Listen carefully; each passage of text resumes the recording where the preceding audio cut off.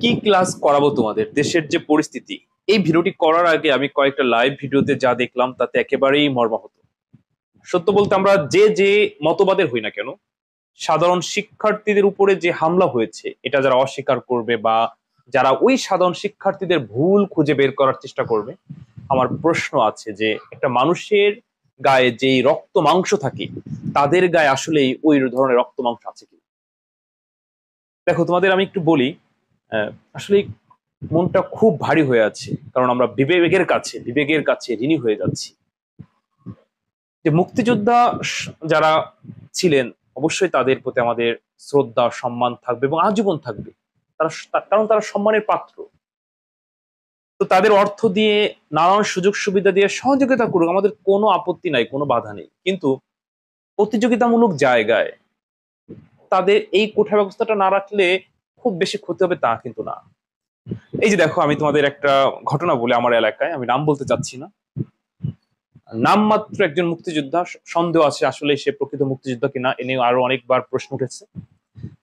তার একটা ছেলে সন্তান মাস গেলে অটোমেটিকলি অটো বেতন পাচ্ছে, মুক্তিযোদ্ধা ভাতা যাকে বলে। আমাদের এলাকার সবচেয়ে বড় গ্যাজাখোর এটা, এবং পুরো এলাকায় এই গ্যাজা সাপ্লাই দেয়। কারণ ওর কোনো কাজ করা লাগে না, ও মাস শেষে নগদ টাকা উত্তোলন করে। এটা এটা নিয়ে আমরা কথা বলতে চাই না। আমরা চাই যে অন্তত পক্ষে যেন প্রত্যেকটা মানুষ তার নিজ অধিকার ফিরে পায়, বৈষম্য যেন না থাকে। আপনি 20,000-এর জায়গায় 20 লক্ষ টাকা দিয়ে দেন, আমাদের কোনো আপত্তি নেই। আপনি বাড়ি গাড়ি করে দেন, তাদের লেখাপড়ার ক্ষেত্রে আরো সুযোগ করে দেন। কিন্তু প্রতিযোগিতামূলক জায়গায়, যেখানে একজন শিক্ষার্থী রুটি রুজি ব্যাপার, সেই জায়গায় আপনি এই বৈষম্যটা দূর করেন। বিশ্বাস করে আজকে আমার মন চাচ্ছে না তোমাদেরকে পড়াই।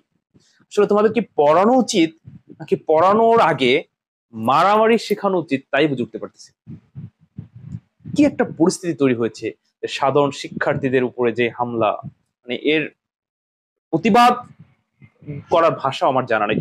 আমরা এতদিন বইতে যা পড়ছি, গল্পে যা শুনেছি যে পাকিস্তানি বাহিনীরা গুলি করতো, সেই লাশ নিয়ে যাইতো, আজকে নিজের চোখে এই ভিডিওতে মাত্র লাইভ ভিডিও দেখে আসলাম যে ঠিক এমন ঘটনা, যে লাশ নিয়ে খেলা হচ্ছে, শিক্ষার্থীরা তার সহপাঠী লাশ নিয়ে ক্যাম্পাসে যাচ্ছে, পুলিশে বাধা দিচ্ছে এবং সেই লাশ ছিনিয়ে নিয়ে পুলিশে গাড়িতে করে চলে যাচ্ছে। এই মাত্র লাইভে, এই ফেসবুক লাইভে ক্লাস এই ভিডিওটি করার আগে দেখে আসছে। সেই বইয়ে যা যা গল্পগুলো পড়তাম সেগুলো বাস্তবে চোখে ভেসে উঠতেছে। এতদিন বইতে যখন পড়তাম তখন মনে ভাবতাম এগুলো কি বাস্তবে সম্ভব, ধর এগুলো একটু বেশি বানিয়ে লেখছি। কিন্তু দেখলাম যে বইতে যা লেখা তার চেয়ে বেশি কঠিন পরিস্থিতি বর্তমানে। আসলে এটা তখনকার মানুষ, তখনকার যারা আমাদেরকে শোষণ করেছে, আমাদেরকে যারা অত্যাচার করে, তারা এখন এমন করছে কিনা সন্দেহ আছে। আসলে বলার ভাষা খুঁজে পাচ্ছি না যে আসলে কি বলবো। ওহ, তো যাক, দোয়া করি আল্লাহ সবাইকে সঠিক বুঝদান করুক, এই দেশকে রক্ষা করুক। আমরা সবাই দেশকে ভালোবাসি। দেখো, এই এই অঙ্কটা পরে করাই, আরেকটা কথা বলি। আহ, অনেকেই বলে যে মুক্তিযোদ্ধা মুক্তিযোদ্ধা না, রাজাকার, এটা নানান কিছু নিয়ে এত বিশ্লেষণ আমি করছি। আমি সহজ একটা কথা বলি তোমাদেরকে। আমরা 1971 সালে যৌথ পরিবার ছিলাম। আমার জন্ম হয়নি, আমার বাবার বয়স তখন অল্প ছিল।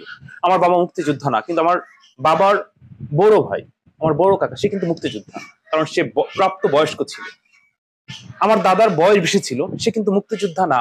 কিন্তু আমার দাদার ছোট ভাই, সে ওই সময় ইয়াং, ফিট ছিল, সেনাবাহিনীতে চাকরি করত, সে কিন্তু মুক্তিযোদ্ধা প্লাস শহীদ। আচ্ছা, এবার দেখো, আমরা তখন যৌথ পরিবার ছিলাম। পরবর্তীতে সুযোগ সুবিধা পাচ্ছে কে? আমার দাদার ভাই, আমার বাবার ভাই। তাহলে আমরা তো যৌথ পরিবার ছিলাম। আপনি আমাদেরকে কিভাবে অন্য দলে ফেলাই দিবেন? কিভাবে এখানে বৈষম্য তৈরি করতেছে? সুযোগ সুবিধা দিলে সবাইকে দেন, আমরাও তো দেশকে ভালোবাসছি। আমার আব্বা বলতো, আমার আব্বার মুখে শোনা যে তোর কাকা যখন যুদ্ধে গেছে আমরা কেউ ঘুমাই নাই, কান্নাকাটি করছি, দোয়া করছি আল্লাহর কাছে। তাহলে এই যে কান্নাকাটি, দেশের জন্য দোয়া করা, এটা একটা মুক্তিযোদ্ধা স্বামীর। কারণ সবার তো সুযোগ সামর্থ্য থাকে না যুদ্ধে যাওয়ার। কেউ যুদ্ধে যায়, তাকে অন্যান্য মানুষ নানাভাবে সহযোগিতা করে।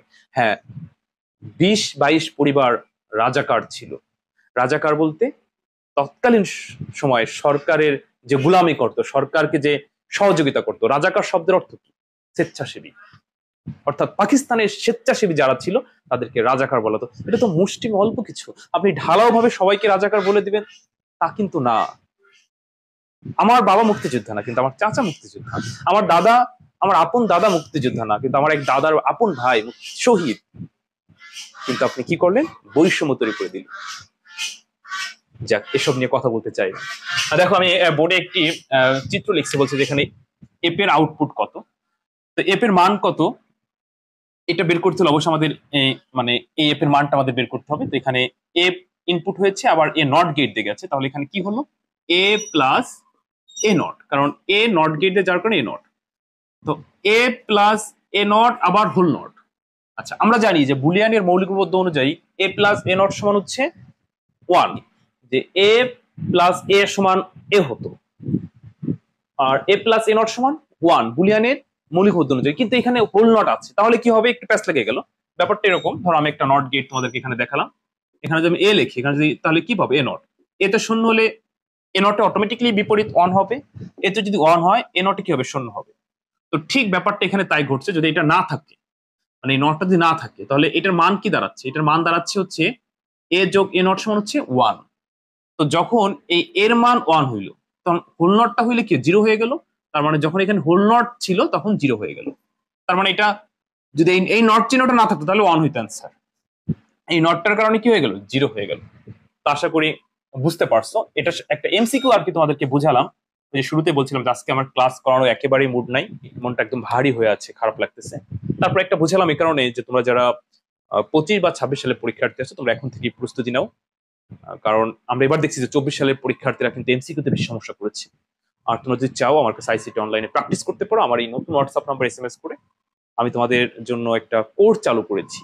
নতুন ব্যাচ, একদম নতুন থেকে, বেসিক থেকে সম্পূর্ণ শিখতে পারবে। যে যখন ভর্তি কোনো সমস্যা নেই, ভর্তি হওয়ার সঙ্গে সঙ্গে তাকে বেসিক ক্লাস দেওয়া হবে। আমি হাতে ধরে ধরে তাদেরকে শেখাবো সবার কথা চিন্তা করে। মাত্র 999 টাকা, 2 বছরের কোর্স।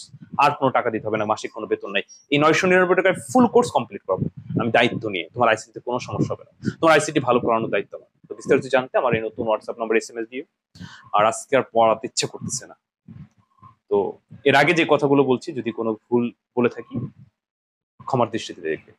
তোমাদের জন্য শুভকামনা, দোয়া করি আল্লাহ যেন তোমাদের মনের আশা পূরণ করে, আর সকল প্রকার আপদ বিপদ থেকে যেন তোমাদের হেফাজত করে। আসসালামু আলাইকুম।